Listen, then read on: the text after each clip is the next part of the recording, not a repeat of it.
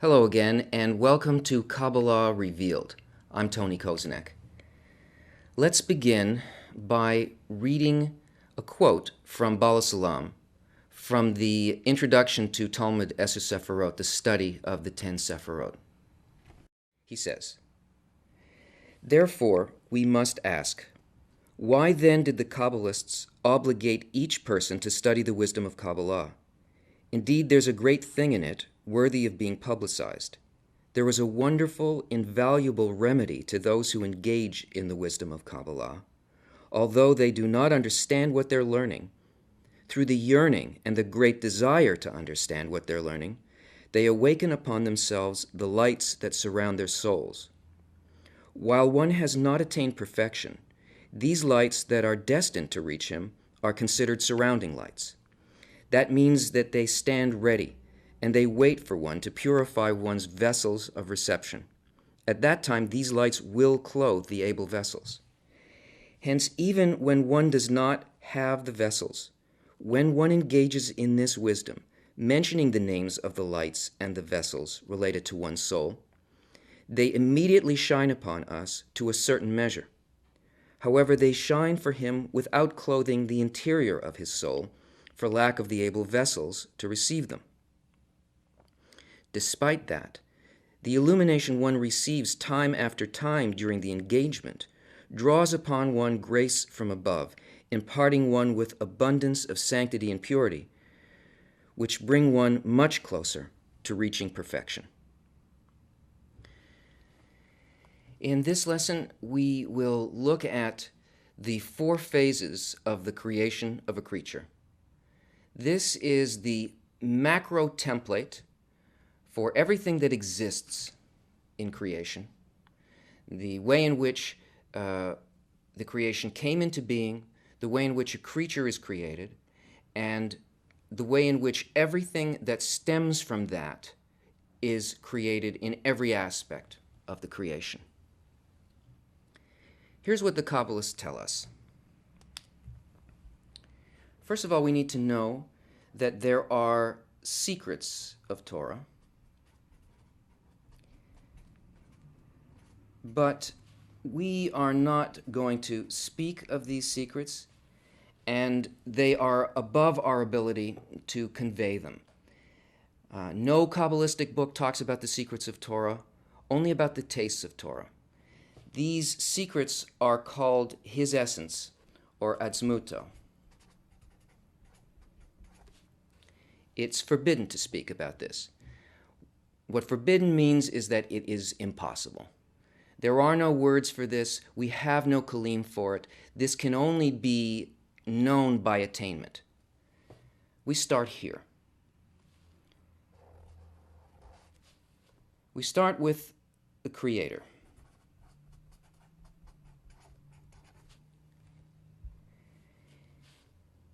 The Kabbalists tell us that the initial thought of the Creator, those who have attained this level, tell us that everything began with an intention. And this intention is to create a creature and to bring pleasure to the creature. This is what's called Behina Shoresh. This is the root of all reality. Now, since this will to create a creature and to give that creature pleasure is the initial thrust of the creation, immediately what occurred is that there was a will to receive this pleasure. So this thought is now what we call light. And this is a will to receive. This is our vessel. This is the initial creature. This phase is one in which the total light of creation fills a vessel capable of holding the entire light. But this vessel is almost nullified against that. It's so incorporated with it that really these things came into existence at the same time, and they depend on each other completely. you have here a giving force, the desire to give, that presses into a reception and creates this opposite desire, the desire to receive. These things are locked together. They are sort of part and parcel of the same idea, but opposite. And this is called the second discernment, which is Behina Aleph. Aleph is the first letter of the Hebrew alphabet, and it has the value 1. And this is the first discernment. Now, what happens when the light enters this first kli, the will to receive, is that the will to receive feels the pleasure, but the light also imparts something about its own nature into the kli. And something happens as a result of feeling this. When this light goes all the way down and reaches the total filling within this will to receive, the vessel begins to sense something about the nature of the light itself. And since this is only a will to receive, it makes a movement based on its programming, and it notices that there is a giver. So the first discernment is there is a giver. In other words, this is the first thing that is not the creator. It has a sensation that there is a giving mode and there's a receiving mode. It's in existence, in relation to something. Now this first, let's look at this first and second part here in terms of Sephirot.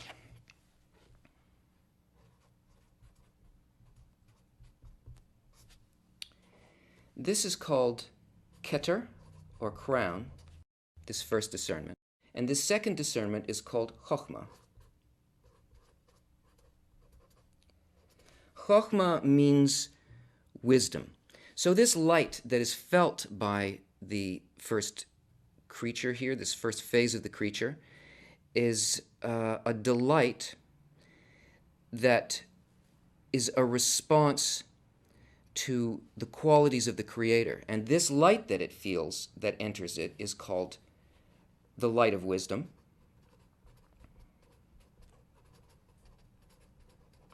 Or Chokmah. So anytime that you hear the word wisdom in Kabbalistic texts, it's talking about this quality of this phase. Now, something happens here. And as a result of feeling that there is a giver, it also feels the pleasure of the desire to give. And it wants this pleasure because it is a will to receive. So in this desire, a new discernment appears.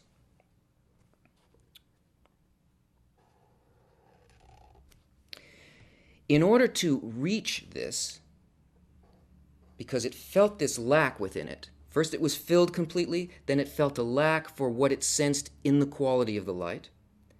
In order to reach this, to try to attain this for itself, it realizes that it cannot be, it doesn't want to receive.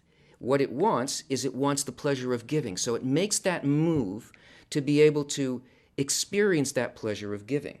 But since it's only built to receive, the only thing that it can do is to not receive. In other words, it rejects the light. This is called, this phase is Behina Bet. Bet's the second letter of the alphabet, too.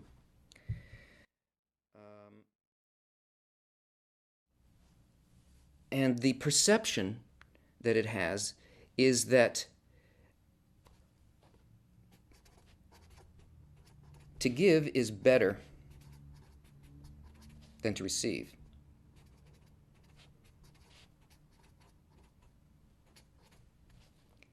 It is a desire to give. Now, Here, we have a very interesting thing occurring. We have two phases that have moved, this one moving to this one, has moved to its complete opposite.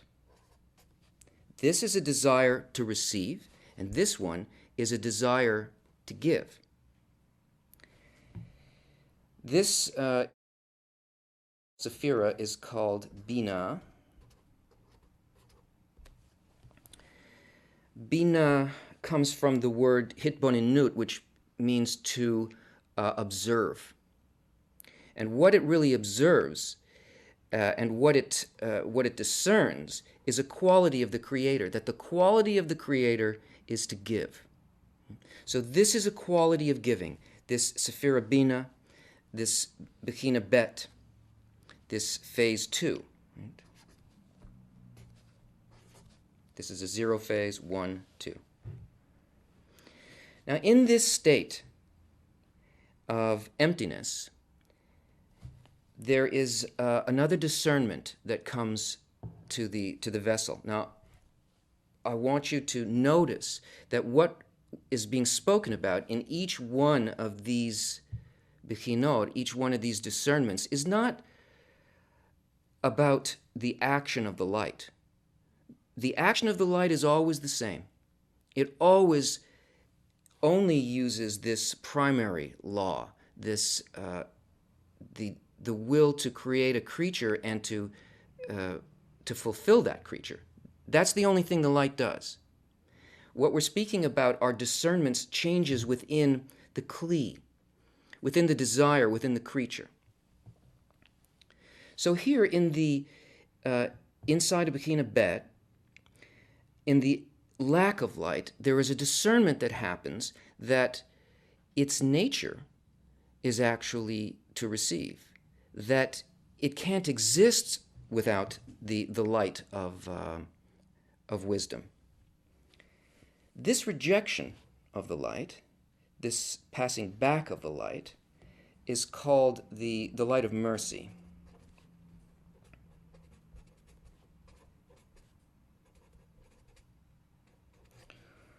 Or Hasidim.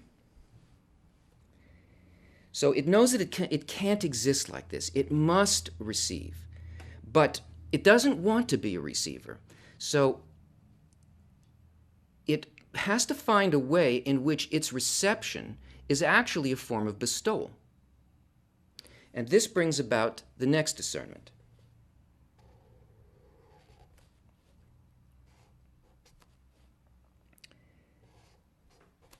This is Behina Gimel, third letter of the alphabet.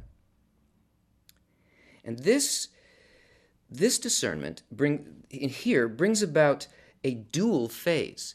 That is, this phase incorporates these two opposites, both the reception of or Chachma, and it also includes or Chachma and or Hasidim. So these two opposite desires are included here in this mixed phase. Why?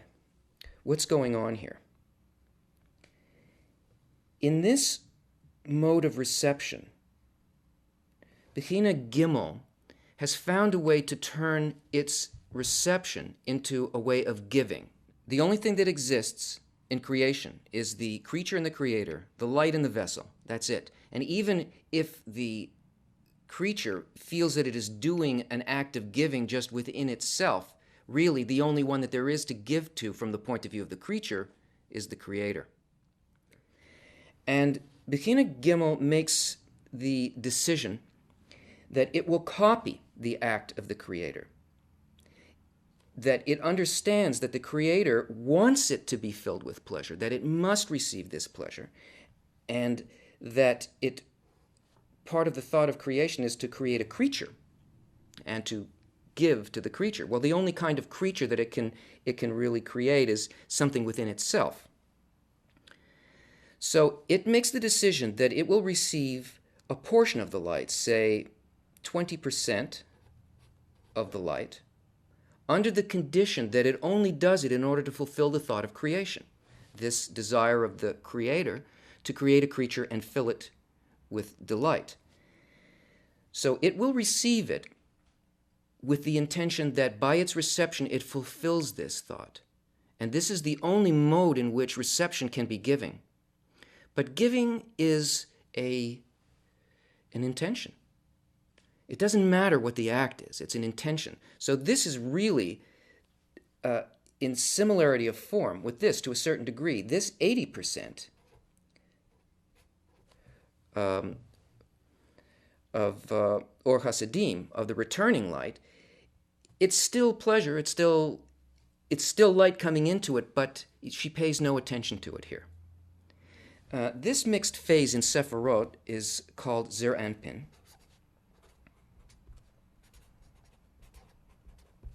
And it really consists of a number of Sephirot, of Chesed, Gvura, Tiferet, Netzach, Hod, and Yesod. It's a mixed phase that allows for reception in order to bestow. So in this simulation of the act of bestowal that Behina Gimel does, a new discernment is born. She feels here another quality of the light because of her action, and that quality is actually the thought of creation itself. She attains that it's not just to give, and it's not just that she receives a certain portion in order to fulfill the desire of the Creator to give to her, but that the thought of creation is to fill the creature completely with unbounded delight, and she then realizes that she must accept this light in order to fulfill the thought of creation. She must accept the whole light. So here, the light enters and fills the entire vessel. This is Behina Dalet 4. But this is very different than Behina Aleph. Even though it looks the same, something very different has occurred here. Because here, in 1, 2, 3, and 4, all of these actions were not independent actions. These were all actions done by the Creator. The force of the light, the response, and the desire created in each one of these were actions done by the Creator. Here, something entirely new happens. This is an independent desire to be and do precisely what the Creator had placed there. So here, in the intention to receive all of this light, there is the possibility of the equivalence of form with the very thought of creation itself. At this point, everything changes for the creature. There is a restriction, a change in the nature of desire that happens here. Instead of receiving, as she did, direct light and trying to achieve this for herself, she feels here, because of this discernment, this last discernment that she had, she feels the stature of the Creator. And now she no longer wants the doing part of creation, the direct light. What she wants is the mind of the Creator, the thinking part of the creation. She wants to reach equivalence of form with the Creator, which is in fact the intention of the Creator in the first place. So here we have the beginning of everything else in creation. We have an independent creature. So this fourth phase in Sephirot is called Malchut. Malchut comes from the word king or kingdom. It means that everything is ruled here by desire. Now here, this new intention, not to receive for herself alone, because she feels the stature of the Creator, she feels a shame at the manner of reception, and this is called a restriction, the first tzimtzum. And from now on, she pursues the thought behind creation and not the actions of creation. So here we have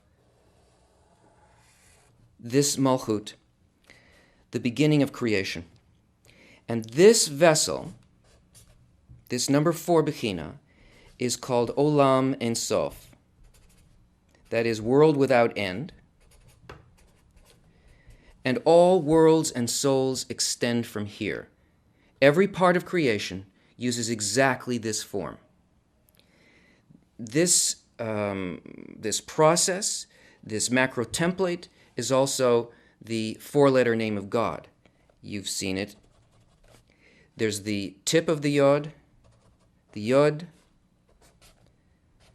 K, the Vav, and the lower He, the Havaya. When you see this name, it represents this series of forces. All names and words in Kabbalah are like formulas in physics. They talk about relationships of light to Kli. So here you see that the Kabbalists have given us a map from above downward, how we came into being. But it's not only that. It also describes the states that a person must attain on their ascent upward. It gives us the purpose, it gives us the route, and it gives us the places along the way. And that's what the creature does once it makes this restriction. It starts to build a system of worlds so that it can attain the thought of creation, but as an independent desire and become equal to the Creator.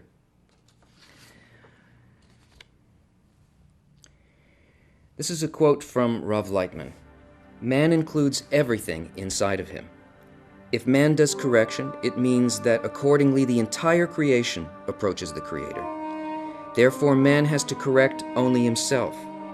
Man who elevates brings up with him all of the worlds. That's why it's said that all the worlds were created for man.